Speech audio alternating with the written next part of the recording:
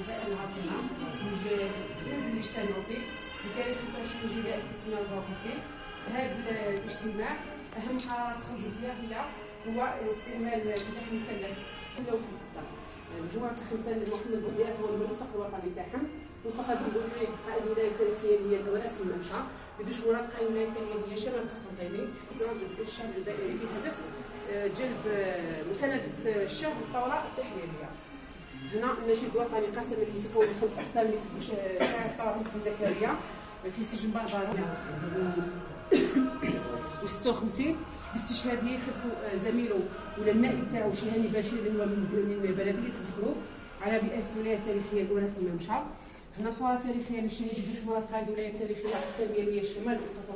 هنا الشهداء الاربعه اللي هو زعموش عمر عواد مصطفى بن عباس محمد من تونس المدينه اللي كانت في 1936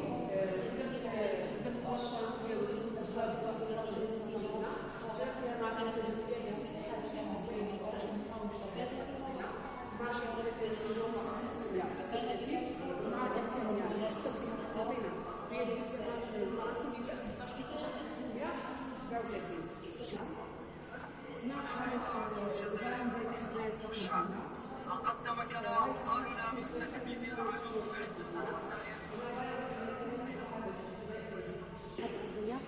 مجسمات فقط باش نوصلكم الفكره كيف تتطور. هذا عباره عن لباس خاص بيا المجديه. هذه يعني اشياء كانت خلقت ما عدا هذيك المجسمات.